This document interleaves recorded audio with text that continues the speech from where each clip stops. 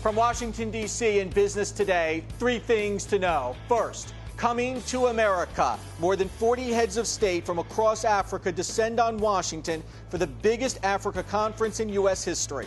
Then, as the summit opens, the fear of Ebola hangs over it. The latest on the virus and how it's infected the mood here. And can the U.S. catch up to China in the race to invest in Africa? Arise Exchange starts now.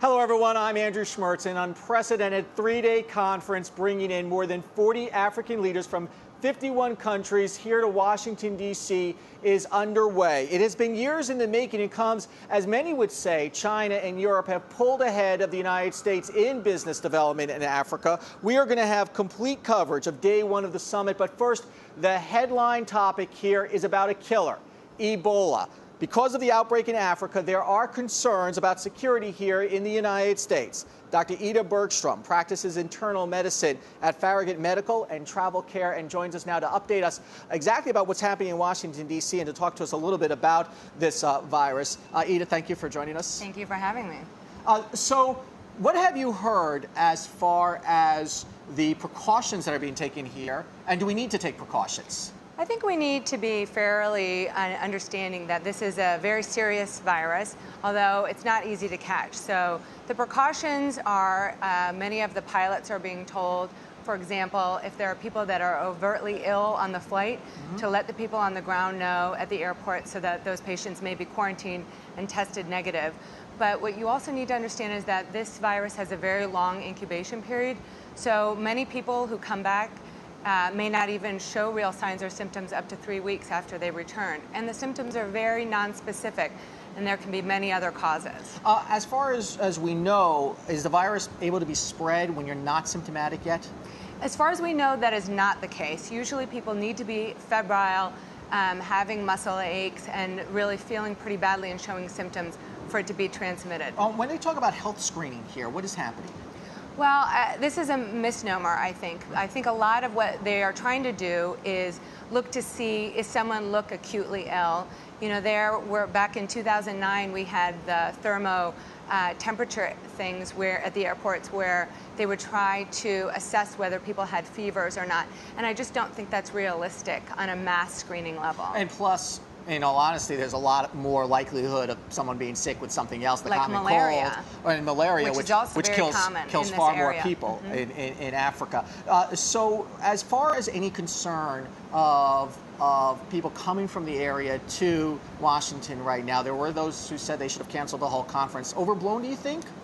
No, I mean, I think it's something for all of us to be aware of, but I think the media has done a really good job as far as educating the public that this isn't something that you and I in this kind of an encounter would be able to transmit to one another. It's much more really intimate contact with body fluids and being around people who are overtly sick. All right, and so what is the next step here, do you think? We've brought back 2 patients, I believe, 2 Americans. In your opinion, is there any concern there? They're Americans. There's an argument to make that we need to go and bring Americans back, especially people who are there on a good humanitarian issue. The precautions good enough? Well, from everything I've seen, Emory Hospital really seems to be top-notch and totally prepared to deal with a situation like this. You know, there are a lot more highly communicable diseases that this center has trained for over the years. And I think they'll do a really great job containing not only the virus, but treating those 2 patients. And when you talk to patients, you're hearing from people who are worried about this? We are. Most of it has been phone calls. We've had a few patients come in that have been requested to by their employer, for example, if they've just recently returned. And most of it is just a need to reassure. Okay. Dr. Ida Bergstorm from Farragut Medical and Travel Care. Thank you so much for your insight today. We'll talk to you later in the week, probably.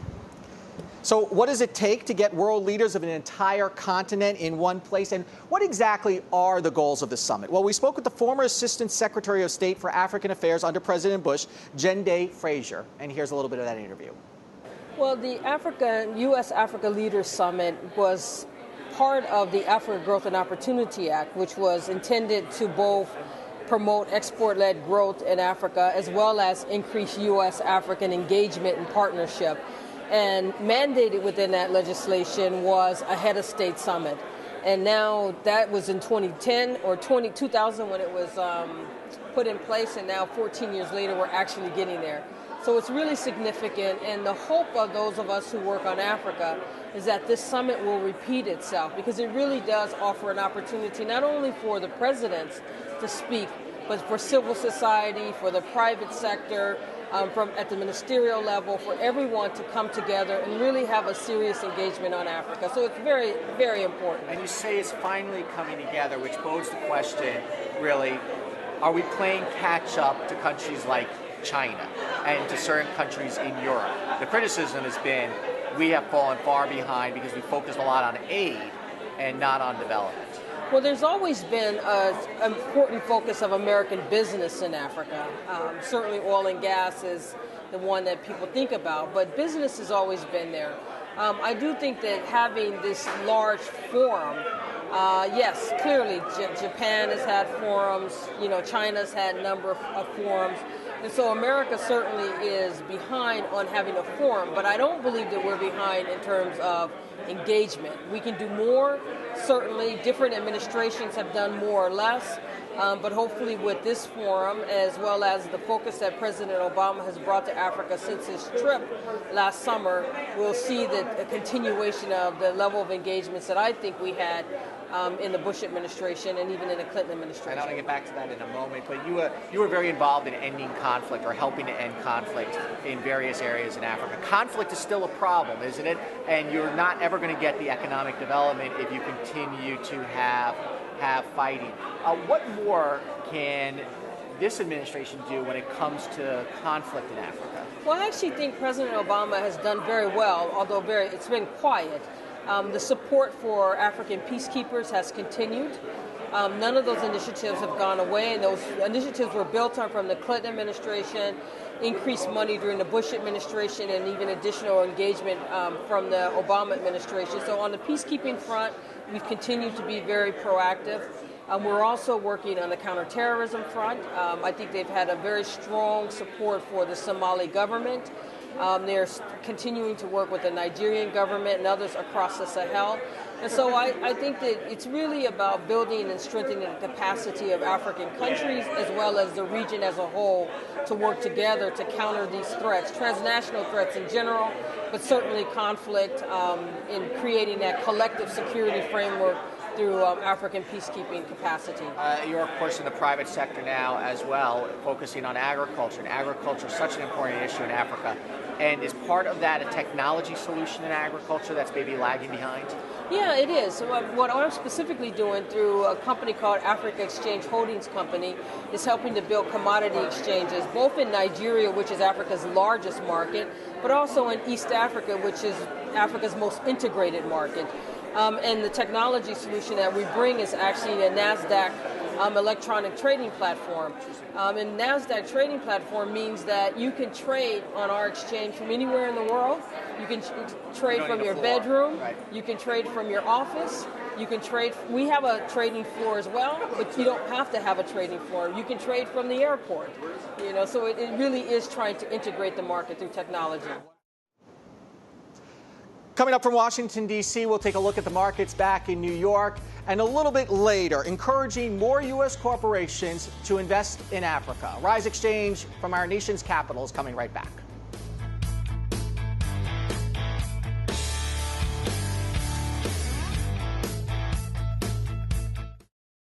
Last week on a Rise Exchange, consumer confidence is considered a leading indicator, meaning if we feel good about the economy, we then go shopping. Will raising interest rates now be a slam dunk for the Fed? What's really interesting is what Yellen is saying. All of a sudden, she's actually talking about stock valuation. Time now for our favorite person of the day, a priest who claims he is getting text messages from the devil. Clearly, the devil has an unlimited text messaging plan. Watch this week for more. A Rise Exchange.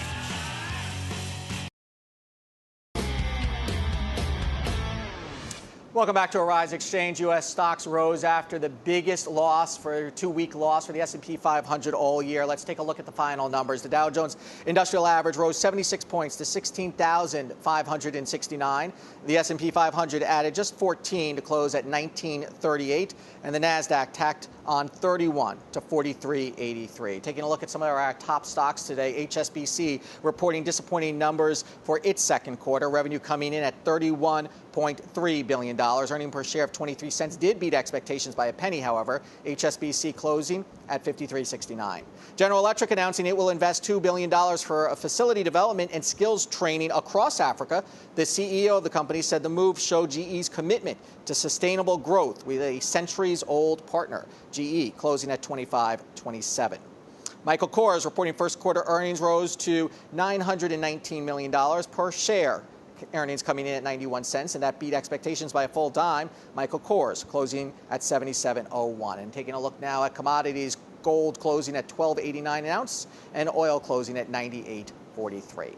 Well, one theme that we've been hearing about from all this corporate earnings news is that all these companies are raising prices. So doesn't that mean there's inflation out there? Well, not if you're listening to the U.S. Fed, but many say the fact is there is real inflation out there. We're going to talk about this and other economic news with Jim Awad from Plimsoll Mark Capital, and he joins us from New York. James, good afternoon to you, sir. Hello there. So basically, what do you make of these reports that there is far more real inflation out there? We've been talking about this for a while, and that the Fed eventually has to wake up to this. Well, there's certainly evidence in that direction. Inflation is increasing by every measure. On the other hand, we probably still do have some slack in the economy. Wages have not risen. If you looked at the employment report on Friday, there was no wage inflation, and it's usually wages that lead to a general inflation. And of course, in Europe, they're fighting deflation, which holds down inflation worldwide. So we know at some point the Fed is going to have to start to raise rates, but it's not yet. The window at the earliest is going to be early in 2015. The latest mid-2015. So we know where we're going. We're going to somewhat higher inflation and somewhat higher interest rates. But I think the inflation is not so bad as to worry about interest rates right now. Yeah, you know, Hershey's is raising the price of a chocolate bar, so I guess we could kind of absorb that without earning more money. It is wage inflation that the Fed really is going to look at, right? Yes, absolutely. That's what they look at more than anything else. And they've got their work cut out for them here in letting inflation get, you know, somewhat higher, but not so much that they lose the confidence of the bond market, which would then jack up interest rates, which would hurt the economy. So they have a very narrow path to follow. Okay, so how much are we thinking too much about the stock market sell-off last week? Because, you know, we were talking about all the world news. We have Ukraine, we have the Middle East, we, of course, have Ebola, and the markets completely ignored that. The markets ignored Argentina. And then finally, we got this big sell-off. People taking money off the table, time for a correction. What are your thoughts? Well, when the market's up this much and so consistently, and by everybody's consensus agreement, not cheap anymore, you notice that it's susceptible to bad news. And I think what really spooked the market last year was the fall off in junk bond prices, because as you and I have said many times, discussed before, that the risk here is in the credit markets. The speculation in the fixed income markets is equal to what it was in 2007. And the market started to get the feeling that junk bond yields were too low. And if you raise the price of junk bond yields, well, many of those junk companies might not be able to pay their debt, and they've taken on records amount of debt, and that could blow back into the economy and the financial sector. So I think what you have to watch here, the real risk is in the credit markets, and I think that's why the markets went down last week. And one of the reasons the markets rallied today was that the problem in Portugal with the bad Portuguese bank, the government bailed them out, and so you didn't have the fears that you were going to get a cascading credit event in Europe. Right, because Portugal is not such a big country, but there is that concern that we're headed.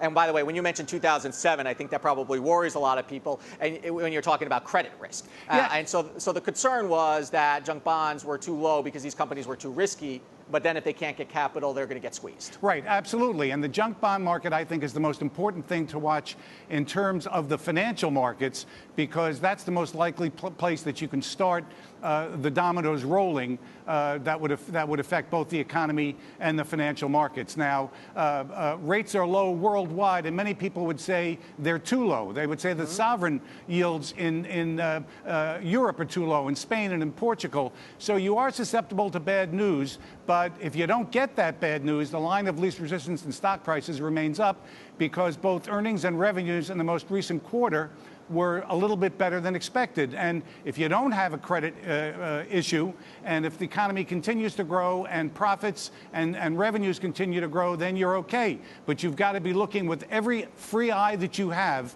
at the risks in the credit markets. And by the way, I think companies that issue junk bonds like the subprime label more than the junk label. Basically, earnings news sort of coming to an end here. Your thoughts? Did we get the earnings that we need? Yes, we did. You have revenues that look like they grew at 4%, earnings at 7%. That's a touch better than expected, and it was good enough. Okay, Jim Awad, thank you so much. My pleasure. All right, taking a look at some of our business headlines making stories across the nation and the world today. Investor confidence in the Eurozone has hit a 12-month low. Jim was just referring to it. The latest Centex survey, which tracks morale among investors in the Eurozone, shows investor sentiment slumped unexpectedly 2.7%. Centex attributes the setback to sharply reduced growth expectations and due to the U.S. economic sanctions on Russia. So we're starting to get a little bit of a blowback from those sanctions we've been talking about. There's more to certainly come. Its shares, meanwhile, and in Hollywood, the summer box office has been in a funk. With movie studios producing fewer blockbusters than usual, the season is expected to finish down 20% compared to last year. That's the worst year-over-year decline in 3 decades. And revenue will struggle to crack $4 billion. As a result, the box office take will be down 4 to 5%. Ambassador, you can come on in now. For more than a decade, Robert Perry has been involved. Oh, you can come around on this side. Thank you. Sorry, we want him on this side? Okay, come on this side. We make it up as we go along here on Arise Exchange, but it's a fluid program. Ambassador Robert Perry has been with the Corporate Council on Africa, which helps companies do business across the continent. Ambassador, thank you for joining us here on Arise Exchange. And welcome to the program. What do you think of the conference so far, day one? It's been great. It's a great opportunity for American and African business people to come together, to talk about common interests, talk about deals that might come as they get to know each other, for the Americans to understand more clearly the market opportunities, and maybe more importantly, to understand that there are African business people, men and women, with capital experience that make good partners for American companies. And many of them have gone to U.S. universities. Absolutely. So they understand American culture and values. And many of them have, we met many of them who worked on Wall Street for a while. That's right. And then have gone home That's right. and created great companies. That's right. And we're no longer talking about just providing aid to Africa, which was such the U.S. policy for so long. Now it's about giving the tools and the cash to go out there and make your own way. That's right. I think sometimes I look at Africa right now, early part of the 21st century, like the American economy was in the 50s and 60s. There was a boom of population and growth came along with that. And that's the opportunity that exists now in Africa. And I think it's an opportunity for American companies to go in and take advantage of that. There is, I think, a cultural affinity with many Africans based upon their experience in the U.S. And so the door is open for Americans. The door is open for business. The door is open for business. Okay, so we've been hearing, though, a lot, and I've been to Africa several times, and Chinese companies are everywhere. Yeah. And, you know, the China premier, when he took office, the first thing he did was go to Africa. And there's a sense here that the U.S. has just completely fallen behind. Is that true? And why is China getting this leg up? Sure. We have two different systems. The Chinese, the government, and the private sector, very closely coordinated. On our side, I think the U.S. government agencies and policy create a framework, provide some assistance to American companies, but then each company by company, has to assess the opportunity and decide if they want to go in.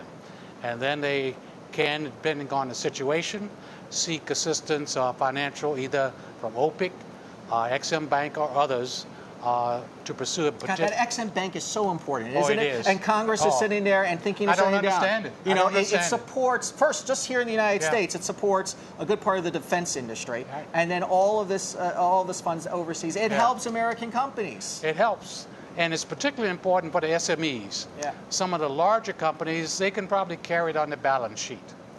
But for the SMEs, particularly the small enterprises competing against competition from Asia, and those companies do have subsidized support from their development banks and export credit agencies. And we need the same. And how much does a role play that China, when it comes to regulations, environmental regulations, maybe workplace regulations, et cetera, sort of just makes its own rules, and we have a little bit of a different standard, and maybe we're a little less competitive because of that? Well, I think we set standards for American companies, and I think they generally follow them to the degree that Africans want to benefit from that quality and protection. Is to their advantage to deal with American companies. Do you think this administration has been aggressive enough in supporting American companies that want to do business in Africa? And again, how much can the U.S. government do as well? I think the U.S. government can do a lot on advocacy. They can do more. I think the Exim Bank needs to do more. The Congress needs to reauthorize them so that they can. And I think Exim needs to be more aggressive itself in supporting companies doing business in Africa. And is there also enough of a backstop against what we would consider political risk for companies going to Africa? Because many of the countries obviously have some issues. So the Overseas Private Investment Corporation provides political risk insurance. The Multilateral Investment Guarantee Agency at the World Bank does the same thing. So if a company wants to assess the market, assess the risk, there is insurance to cover the risk. And finally, if people want to invest in companies in Africa, what kind of sectors are sort of the up-and-coming sectors that you see that are on your radar, maybe a little bit ahead of everyone else? I think consumer goods is a booming opportunity because you're talking about families, many times 3, 4, 5 children, growing market, growing incomes at the family level. I think hotels are another opportunity for tourism and business travel. And I would say in most countries, the hotel infrastructure is underdeveloped. So it's an opportunity to move into a new market, bring American brands that they know from here when they visit. Ambassador Robert Perry from the Corporate Council on Africa. I apologize for giving you the wrong directions up here, but I'm new to the spot myself. But thank you so much. Okay, you're quite welcome. Okay. Arise Exchange is coming right back. Okay.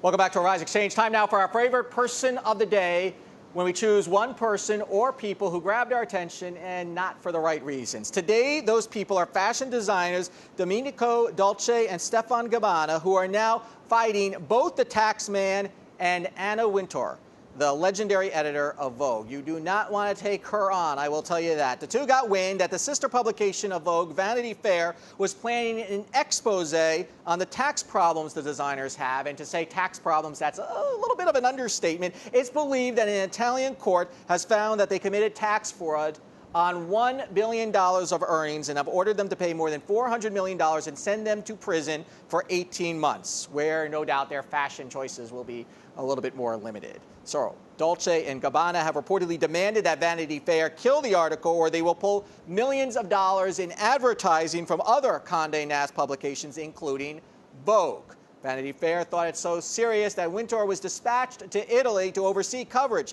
of Dolce & Gabbana's latest fashion show, which the magazine called extraordinary, lavish, and stirringly beautiful. Vanity Fair, Vogue, and Wintour won't comment, but Dolce & Gabbana are our favorite people of the day. Arise Exchange is coming right back.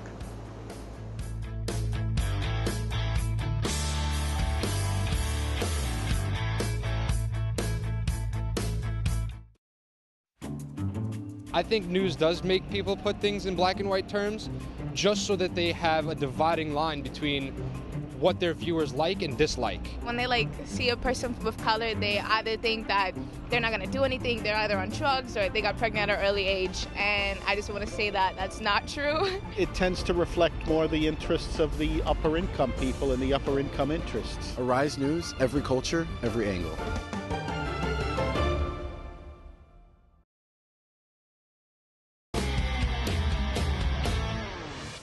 One of the obstacles to starting a new business in Africa has been access to the cash needed to do so. The Africa Development Bank works with local banks to provide funding to entrepreneurs and has been especially active in providing venture capital to women. We spoke with Donald Kaberoka, the president of the bank. So it's about opportunities for African businesses, for American businesses working together or individually. Now, when it comes to entrepreneurship locally, what we're seeing a lot of dynamism is among the young people who return from the diaspora. It's in sectors like IT, it's in sectors like agribusiness, young people taking up farming. And I do believe that we are on the verge of a major change in job creation. In the past, young people leaving universities from the U.S., from Africa, would be looking for jobs in the government. Now they are looking for opportunities to be wealth creators. And that requires that we change the way we support them in terms of institutional support, innovation, finance. How does the development bank then work with local banks, especially in many nations where the people don't have relationship with local banks that much? How do you try to work with the local banks on getting them the funding they need and sort of educating the public that the banks are there for the funding for small businesses? We believe very much in the principle of subsidiarity. We're not going to go and lend to small businesses from where we stand. We lend to local banks, local financial institutions, local mortgage companies, local leasing companies who better know their customers to fund them. But one thing I must put to you is the following, is that when people look at funding for small businesses, often they are thinking of debt, of loans.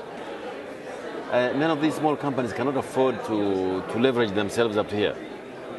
So we try to encourage local banks who we fund to look for innovative instruments best suitable for those small businesses. So this could be equity, it's venture capital, it's mezzanine finance. We try to minimize debt as much as we can, because in our experience, this has been quite damaging to young people with great ideas, but with no access to the ladder of finance, at least in the early stages. Are there any specific countries where you're seeing more venture capital come into? Almost everywhere. But I think of countries like Nigeria, like Ghana, Senegal, Kenya, Uganda, Zambia, where you have got leadership. I think the Nigerian market has really been a big leader here because of tremendous energy and innovation. And so it is important, as you put it, that financial institutions follow with appropriate instruments. As the African economy tries to move away from a commodity-based economy to more of innovation and technology, what are the sectors you're seeing sort of has the fastest growth rate that you're seeing for Africa? You have to step back and ask yourself, but why is the market growing? The market is growing because of demographics. There are more people, they are younger, they are more urban. So you have to ask yourself, what is the demand function that comes out of that? It's everything from consumer goods, financial services, infrastructure, housing, anything that comes on the stream because of faster demographics, faster urbanization. So you'll find almost every sector in ebullience, but one particular sector is amazing, and that is the IT sector. It began as simply telecoms, telephones, mobile phone, and the services associated with it. It has moved beyond that. It's about service delivery, lowering transaction costs using and leveraging IT, including bringing the unbanked people into the banking sector. So that is the leader. Second is the financial services themselves. I'm seeing a lot of innovation. In the past, banks will come set up themselves to do what? To fund import-exports. But now it is about developing products suitable for that customer who is near the markets, who has customers up north in the rural areas. And I do believe that those two one day will link up together, IT and financial services, and they give us something which perhaps we have not seen. That's our Rise Exchange. We'll cover day 2 of the summit on Tuesday. I'm Andrew Schmertz. Have a good night.